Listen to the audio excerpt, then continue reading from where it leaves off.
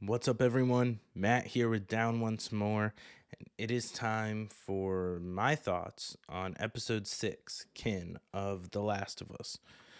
So, a couple things before I get into the episode. If you haven't watched one of these before, I will talk about spoilers from the episode and from the games up to the point in the episode. I'm not going to spoil future things that happen in The Last of Us Part 1, the game, or Part 2. And that's for you to experience on your own, either from the show, the game, what have you.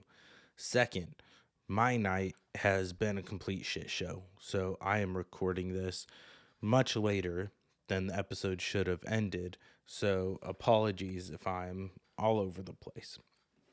One thing I wanted to point out, because I didn't mention it, because as I've said before, I record these right after I finish watching the show, get them recorded, edited, posted on YouTube, night the episode airs. So I don't benefit from seeing a lot of the articles or interviews that come out with directors, creators after the fact, unless it's mentioned in their discussions after the show. So one thing I want to point out after episode 5, Craig Mazin talked about on the official. I actually don't know if it was Craig Mazin. It might have been Neil Druckmann. But they were talking on the official Last of Us podcast that HBO puts out on podcast platforms, that in the games, kind of what shows and differentiates Henry's morality, differentiates him from Joel, because there's a lot of parallels there. In the game, he doesn't let Sam steal. They only take what they need. So he wouldn't let Sam take a little robot toy that Ellie steals and then gives to him later on. Because in the game, you need that narrative and that gameplay of Henry fighting along Joel. And so in the series, they were able to do it as Henry didn't kill people he hadn't killed before. The only life he'd taken was Kathleen's brother in that whole situation. So I thought that was really interesting. I have so much shit going on in other podcasts I listen to. I have not listened to the full podcast yet. I have heard it's fantastic, and I've really enjoyed the clips and everything I've seen come out of it. So if you're really into the show, everything I've been seeing and hearing, is check out the official Last of Us podcast. It's fantastic. Um, Couple other things. We got introduced to a lot of new characters in this show. In this episode, we've been introduced to Tommy briefly in the first episode with a flashback of Joel, Tommy, and Sarah all together, played by Gabriel Luna, who did a fantastic job as Tommy, and Jeffrey Pierce, who played Tommy in the games and played Perry in the last two episodes of the series. Um, he shouted gave a shout out to Gabriel Luna for his portrayal of Tommy and how he captured everything there. So I thought Gabriel Luna crushed it. Pedro Pascal was awesome as always in the show, and Bella Ramsey also. They just continue to blow the role of Ellie out of the water and do a fantastic job. I think there was a lot of hate's not the right word, but there are a lot of doubters going into the show of her being Ellie, and she has just captured the essence of that character so well, and even cranked it up a little bit with the snark. And we got that a lot in this episode with how rough around the edges she is when dealing with Maria there in Jackson Hole. Um, One of the big differences in this, the show versus the game, in the game, Joel and Ellie never go into Jackson Hole. They never go into the city, the town. They see it from a hill with Tommy on horses after they've been through some shit. And that's when Joel tells Ellie that he's going to take her, but they never actually go into the town to rest. Um, we don't get that. They are at a old kind of like power station, what's connected to the dam they're trying to get through and travel. And the power station connected to the dams where they have all the interactions with Tommy and Maria and run into them there. Um, Another nice nod. This is where horses are introduced in the game too. They get the horses from Tommy and Maria, so we kept that through line on it. I really liked how this episode, I'm jumping all over the place, so I apologize. I really liked how this episode opened up with the introduction of the new character, Marlon, and his wife. Marlon was played by Graham Greene, and he's a fantastic actor. You've probably recognized him. He's been in Green Mile and Dances with Wolves. The most recent thing I saw him in that he was fantastic in was Wind River. If you haven't seen that, it's Jeremy Renner and Elizabeth Olsen. It is an absolutely fantastic movie. Darker than you may expect, but a nice kind of action thriller mystery a little bit too. So I recommend Wind River. Um, that whole kind of dialogue back and forth, that interaction, showing that Joel doesn't always have to be violent, but is gonna get what he needs to get.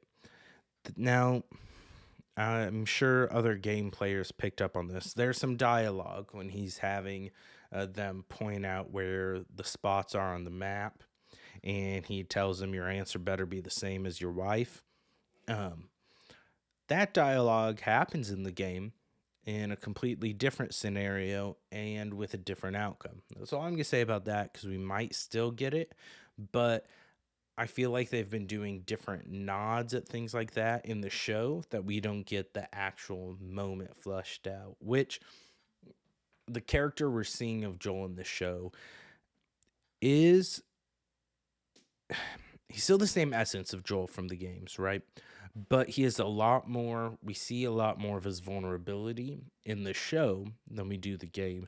The whole conversation that he has with Tommy about his fear of failure and his dreams, and he wakes up knowing he's failing, that he fails in his sleep, and that all he does is fail. Or and then Craig Mazin even addressed it in the after interview that Joel is now just soaking in this fear of failure every day now, every second that goes by in this time with Ellie, just the fear of failure and losing another daughter, because that's what Ellie has grown to be like for him. So we see Joel, we see almost he's having panic attacks. He's getting the chest pains, the shortness of breath, almost like he's having a heart attack. And Druckmann and Mason addressed briefly. They said it's a little bit his age, and then just that crippling fear as well, which to me seems kind of like he's having minor panic attacks, right? Because he's worried about what's him not being able to protect Ellie. And when he's talking to Tommy and trying to convince him to take Ellie the rest of the way to Eastern Colorado University where the Fireflies are holed up, it's because he doesn't think he can physically do it. He's talking about how in Kansas City that Ellie had to shoot the kid that attacked him because he couldn't hear him coming, and everything else that he's just gripped by this fear and almost frozen, things that usually before he would have been fine. Like when the townspeople of Jackson, when Maria and everyone's around him and they have the dog go sniff if they're infected, and he was worried the dog's gonna tear Ellie apart, but he just couldn't do anything. And then we got in the episode, we got the scene almost line for line from the games about Ellie and Joel. Uh, Ellie overheard that Joel's gonna send her with Tommy, and he's gonna leave her. And that whole thing about her talking about everyone that she has known has either died or left, except for Joel, and that without him, she's just gonna be more afraid. And brings up Sarah and how she's not his daughter. He doesn't even worry about that. And Joel telling her, "You have no idea what loss is." And I think that whole scene is probably one of the more, and they addressed in the after the show thing, Craig Mazin and Druckmann, about how that you have no idea what loss is. That scene being one of the most memorable ones and the ones that stick with you in this series. And I will say for me, yes, it was impactful seeing it played out. Yes, that moment is heart wrenching. But with what they've been giving us week in and week out with this series, that wasn't one of the more heart wrenching moments to me at all. Especially since I kind of knew what was going to happen and how it was going to get played out. But I thought overall, this was a fantastic episode. We had, oh, one other thing, the other main character that we got introduced to was Rutina Wesley as Maria, Tommy's wife. And I thought she brought a lot to this role and kind of gave that character a little more depth than what we get in the video games. In the video games, she's very hard nosed. Also, she said she was an assistant district attorney from Omaha, Nebraska. So I'm in Lincoln, Nebraska, recording this. So shout out Omaha, Nebraska there in the series. Get some Midwest shout outs.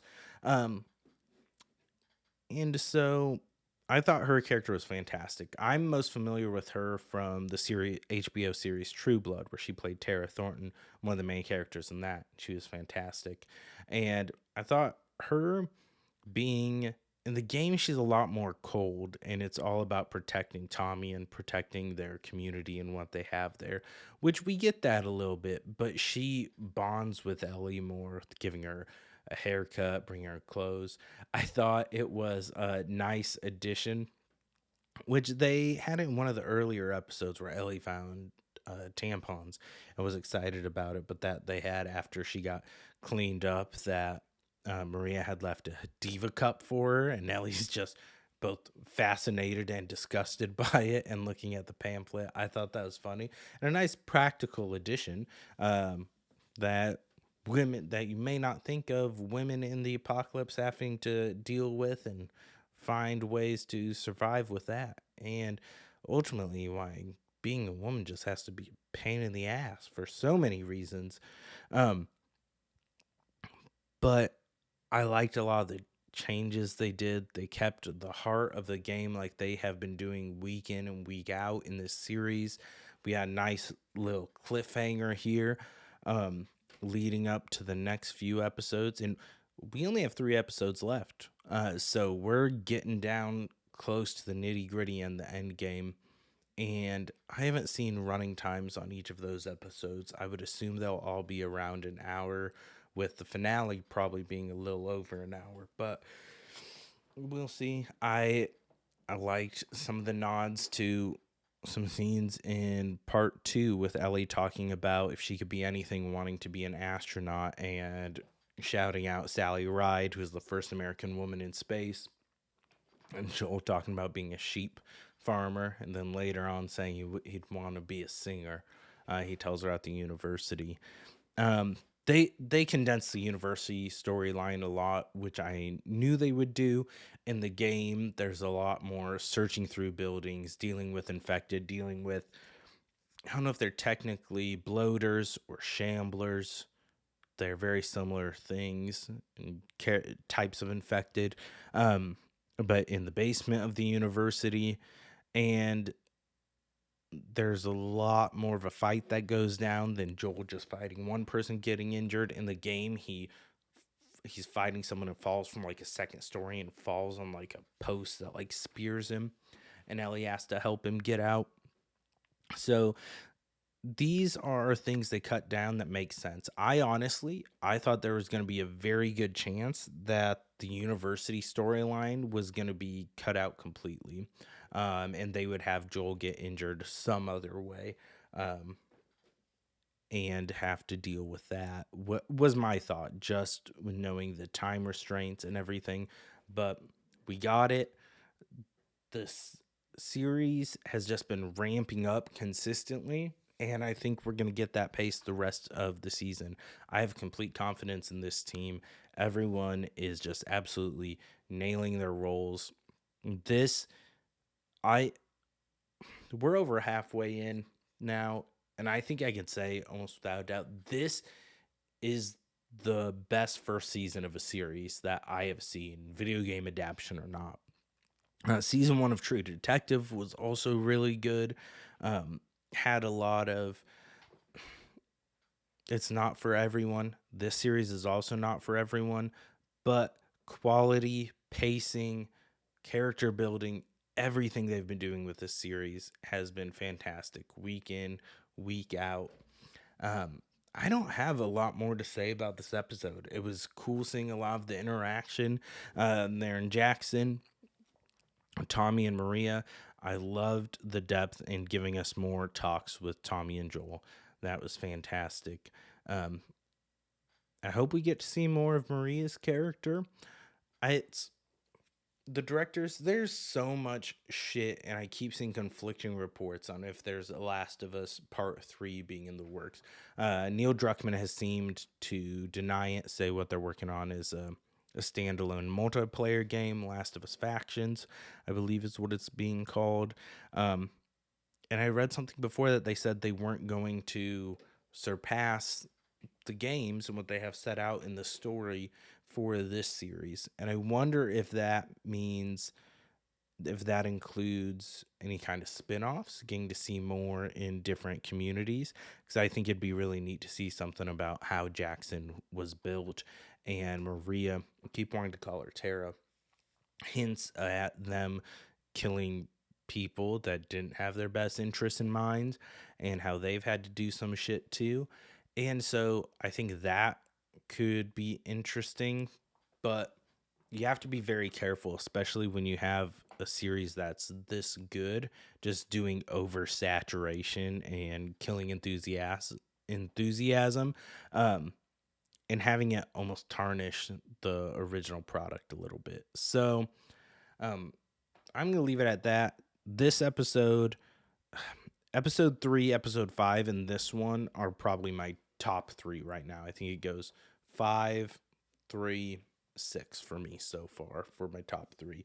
Um, but week in, week out, this show continues to amaze. I can't wait for next Sunday. I'm excited where the season goes and what characters we're going to be introduced to next, and see how they adapt where the rest of the season is. So, hope you're tuning along on these. This Wednesday, got of the main podcast feed, doing a review of the movie Dear Evan Hansen. So that will be dropping 6 a.m. Central Time Wednesday morning. That is on our YouTube page and all podcast platforms. So make sure to check that out. Make sure to leave a comment below your favorite episodes, your favorite moments of this. Don't spoil things that haven't happened yet. Let people enjoy them. Don't be a dick. Like, share, subscribe, all that fun stuff. Head over to our Instagram. It's at Down Once More Pod. That's where we post the most updates and what's coming next. So make sure you're following. Stick around for the what ride. We'll see you next week. Don't forget to go down once more.